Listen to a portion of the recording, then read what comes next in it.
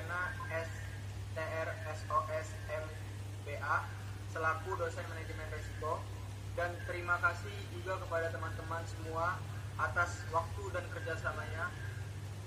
Pada kesempatan kali ini kami dari kelompok 9 akan menjelaskan sedikit tentang materi, yaitu manajemen risiko asuransi. Sebelumnya kami akan memperkenalkan anggota kami terlebih dahulu. Yang pertama saya sendiri, Marda Fatir Al-Hadid. Yang kedua ada Iwan Sugiarto. Yang ketiga ada Muhammad Reza. Yang keempat ada Nobran Ali. Yang kelima ada Dery Akbar. Untuk materi yang pertama untuk materi pertama dengan judul apa itu resiko dan asuransi yang akan disampaikan oleh Iwan Sugiarto. Kepada Iwan Sugiarto dipersilahkan. Baik, terima kasih Pak Marda. Saya akan menjelaskan apa itu resiko dan asuransi. Secara umum, resiko asuransi adalah keadaan yang tidak pasti ketika suatu hal yang tidak diinginkan terjadi dan bisa menimbulkan suatu kerugian. Sementara manajemen risiko merupakan proses pengelolaan risiko yang mana mencakup identifikasi, evaluasi, sampai pengendalian risiko itu sendiri. Sedangkan asuransi adalah sistem atau tindakan perlindungan yang berkaitan dengan finansial atas terjadinya hal-hal tidak terduga seperti kerusakan, kehilangan, sampai kematian. Perlindungannya berupa ganti rugi tentunya atas persetujuan perusahaan yang menyediakan produk asuransi dan konsumen yang membeli produk asuransi. Perusahaan asuransi mendapatkan biaya yang cukup dalam mengcover seluruh kerugian nasabah melalui pembayaran premi asuransi yang dilakukan oleh konsumen dengan jangka waktu tertentu. Selain bisa digunakan atas nama pribadi, asuransi juga bisa digunakan oleh perusahaan untuk meminimalkan risiko terkait dengan bisnis yang dijalankan. Mungkin itu saja yang bisa saya sampaikan. Saya akan kembalikan lagi kepada moderator Marda. Oke, baik, terima kasih kepada Iwan Sugiarto atas materi yang disampaikan. Selanjutnya untuk materi yang kedua dengan judul bentuk risiko yang akan disampaikan oleh Dery Akbar. Kepada Dery Akbar dipersilahkan. Baik, ada 4 bentuk risiko. Yang pertama, risiko murni. Risiko asuransi murni adalah risiko yang bila terjadi pasti menimbulkan kerugian, dan apabila tidak terjadi maka tidak akan menimbulkan kerugian maupun tidak akan menimbulkan keuntungan. Dalam pengertian risiko murni, kerugian pasti terjadi seperti kebakaran, kecelakaan, bangkrut, dan lain sebagainya. Yang kedua, ada risiko spekulatif. Risiko spekulatif adalah risiko yang memiliki 2 kemungkinan bila peristiwa yang dianggap risiko itu benar-benar terjadi, berbanding terbalik dengan risiko murni. Contohnya, saat investasi saham di bursa efek, proses investasi itu akan menimbulkan risiko spekulatif, yakni ada kemungkinan keuntungan secara finansial, dan lain sisi ada risiko kerugian. Yang ketiga, ada risiko khusus. Risiko khusus yang dapat maupun penyebabnya hanya dipengaruhi lingkungan lokal atau pribadi, baik secara kualitas maupun kuantitas. Misalnya, pengangguran ataupun seorang mencuri. Saat seorang mencuri, risiko yang ditimbulkan hanya mempengaruhi individu itu.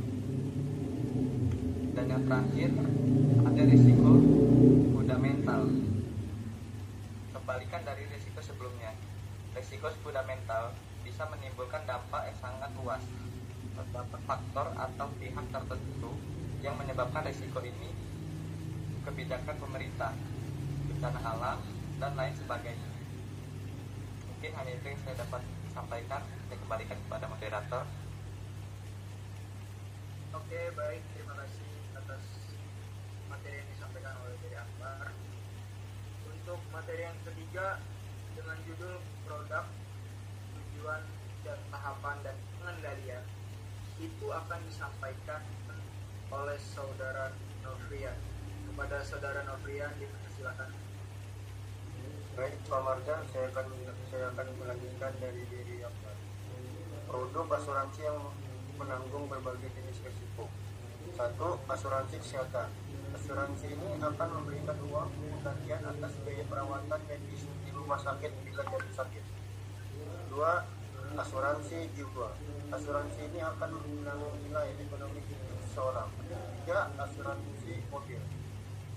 Kendaraan juga memiliki asuransi untuk menanggung kerugian ringan seperti lecet, baret, sampai kerusakan total seperti pencurian dan terperosok. Tujuan manajemen risiko. Jadi manajemen risiko ada 5, yaitu 1.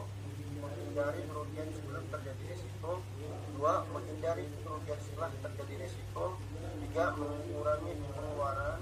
4. Mencegah perusahaan dari kegagalan, menaikkan keuangan perusahaan. 5. Menekan biaya produksi dan sebagainya.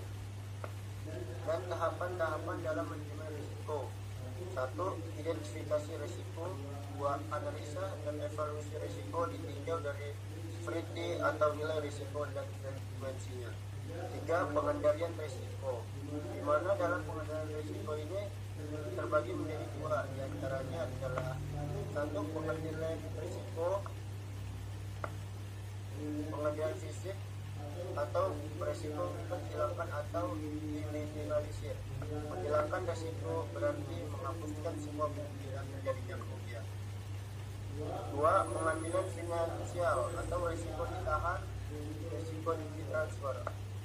Menahan risiko berarti menanggung keseluruhan atau sebagai dari risiko. Misalnya dengan cara membentuk cadangan dalam perusahaan untuk menghadapi kerugian yang bakal terjadi atau retensi sendiri. 3. Sedangkan pengalihan atau transfer risiko dapat dilakukan dengan memindahkan risiko atau kerugian yang diinginkan terjadi kepada pihak lain. Contohnya mengalihkan risiko kepada perusahaan asuransi.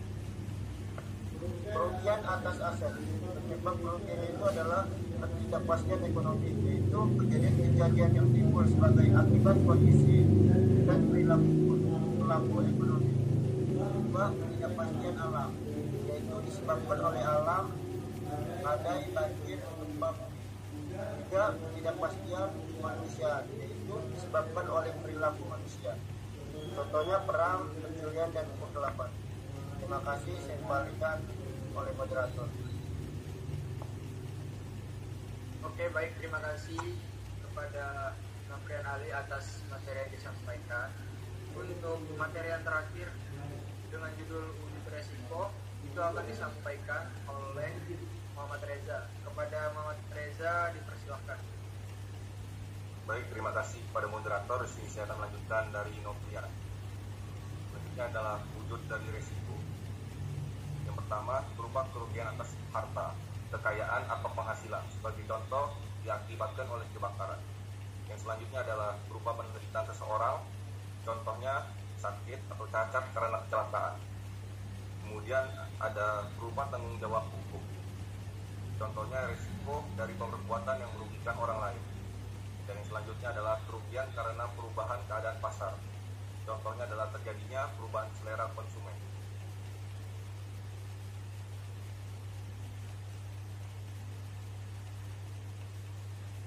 Berikutnya adalah risiko yang biasa dialami perusahaan. Kerusakan fisik dari harta kekayaan perusahaan, misalnya dikarenakan kebakaran. Yang kedua adalah kehilangan pendapatan atau kerugian lainnya akibat tanggung jawab operasi perusahaan. Yang ketiga, kerugian akibat adanya tuntutan hukum dari pihak lain yang merasa dirugikan. Yang keempat, kerugian yang timbul karena penipuan, penggelapan oleh karyawan. Dan yang terakhir adalah kerugian akibat ketidakpastian yang menimpa karyawan perusahaan. Kerugian akibat ketidakpastian yang menimpa karyawan perusahaan, misal kematian, cacat karena kecelakaan. Contohnya kematian karena kecelakaan kerja.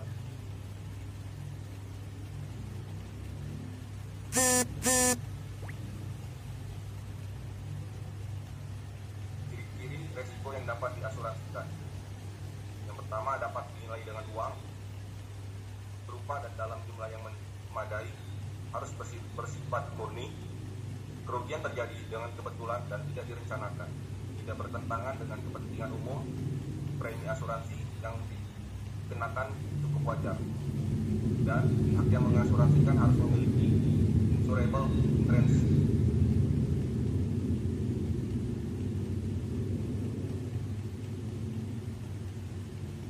Saya kembalikan kepada moderator.